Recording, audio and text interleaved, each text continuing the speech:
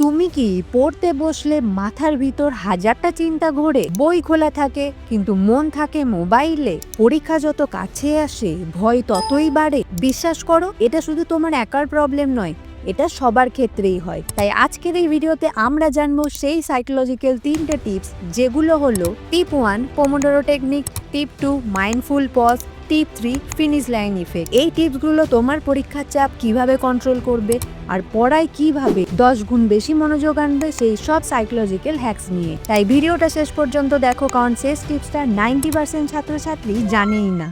Tips 1 pomodoro technique ও মনোযোগের ছোট্ট chunk. আমরা যখন পড়তে বসি আমাদের মস্তিষ্ক একসাথে অনেক ঘন্টার পড়ার চাপ নিতে ভয় পায়, আর এখান থেকেই জন্ম নেয় স্ট্রেস বা চাপ। এই চাপকে দূর করার প্রথম উপায় হলো মনোযোগকে ছোট ছোট অংশে ভাগ করে নেওয়া। আমাদের প্রথম কৌশল হলো একটি টাইমার নাও এবং ঠিক 25 মিনিটের জন্য সেট করে দাও। সেকেন্ড, এই 25 মিনিটে মোবাইল বা অন্য সব ডিস্ট্রাকশন থেকে সম্পূর্ণ দূরে থেকে মনোযোগ সহকারে শুধু পড়ো। থার্ড, 25 মিনিট শেষ হলে টাইমার বেজে উঠলে সাথে সাথে 5 মিনিটের একটি ছোট্ট বিরতি নিয়ে নাও। এই 5 মিনিটে একদম পড়া নয়, চোখ বন্ধ করো বা হালকা হাঁটো। ফোর্থ, এভাবেই 4টি সেশন অর্থাৎ মোট 2 ঘন্টা শেষ হওয়ার পর 15 থেকে 30 মিনিটের একটা বড় ব্রেক নাও। সাইকোলজি বলে আমাদের মস্তিষ্ক ছোট লক্ষ্য পূরণ করতে ভালোবাসে। তুমি যখন জানো যে মাত্র 25 মিনিটের জন্যই ফোকাস করতে হবে, তখন তোমার মন চাপ কম অনুভব করে। এই চাঙ্কিং পদ্ধতি তোমার মনোযোগ হারানোর ভয় দূর করে এবং ডিপ ওয়ার্ক করার অভ্যেস গড়ে তোলে। টিপস 2 মাইন্ডফুল পজ বা সজাগ বিরতির অভ্যেস। অনেক সময় একটানা পড়তে গিয়ে মাথা গরম হয়ে যায় বা মনের মধ্যে চাপ বাড়তে থাকে। ঠিক সেই মুহূর্তের জন্য দরকার এই দ্বিতীয় টিপসটি। একে আমি বলি সজাগ বিরতি বা মাইন্ডফুল পজ।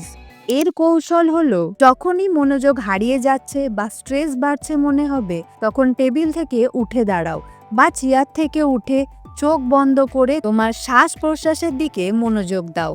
5 সেকেন্ড ধরে গভীরভাবে শ্বাস নাও এবং 7 সেকেন্ড ধরে ধীরে ধীরে শ্বাস ছাড়ো। এটা 5 বার করো। সাইকোলজি বলে চাপ বাড়ে যখন আমাদের স্ট্রেস হরমোনও বেড়ে যায়।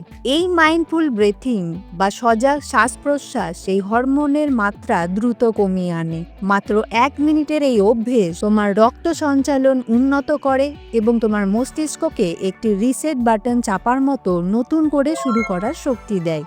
এটি মূলত এক ধরনের মিনি মেডিটেশন, যা তোমাকে মুহূর্তের মধ্যে শান্ত করে তোলে। টিপস 3 ফিনিশ লাইন ইফেক্ট বা পুরস্কারের মাধ্যমে প্রেরণা।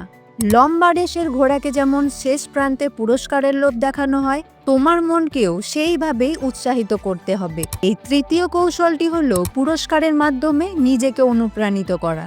এর প্রথম কৌশল হলো পড়া শুরু করার আগে দিনের শেষে এই সেশনটা শেষ করার জন্য একটি ছোট ও নির্দিষ্ট পুরস্কার ঠিক করো। দ্বিতীয়, যেমন আজকের কেমিস্ট্রি চ্যাপ্টারটা শেষ করলে আমি 10 মিনিট আমার প্রিয় গান শুনবো, বা এই টাস্কটা শেষ করলে পছন্দের স্ন্যাক্সটা খাবো। তৃতীয়, টাস্ক শেষ না হওয়া পর্যন্ত কোনোভাবেই সেই পুরস্কারের কাছে যাওয়া যাবে না। সাইকোলজি বলে একে বলা হয় ফিনিশ লাইন ইফেক্ট। যখন তুমি একটি লক্ষ্য পূরণের পর পুরস্কারের আশা করো, তোমার মস্তিষ্ক ডোপামিন নামের একটি হরমোন রিলিজ করে।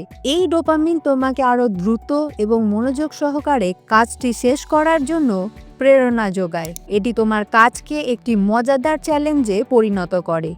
তাই পরীক্ষার আগে স্ট্রেস হওয়া স্বাভাবিক, কিন্তু সমস্যা তখনই যখন স্ট্রেস, ভয়, ওভার থিঙ্কিং পড়ার মনোযোগ নষ্ট করে দেয়। মনে রাখবে, স্ট্রেস তোমার শত্রু না, স্ট্রেস কন্ট্রোল না করতে পারাই আসল শত্রু।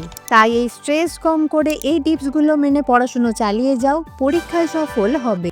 আর এই 3টে টিপসের মধ্যে কোনটি তোমার সবচেয়ে পছন্দ লাগলো তা অবশ্যই নিচে কমেন্ট করে জানিও। আর এই ভিডিওটা তোমার বন্ধুদের সঙ্গে শেয়ার করো যারা এই মুহূর্তে পরীক্ষা নিয়ে চাপে আছে। দ্য ফাইন্ডার ম্যানের সঙ্গে জুড়ে থাকতে চ্যানেলটিকে অবশ্যই সাবস্ক্রাইব করে রেখো।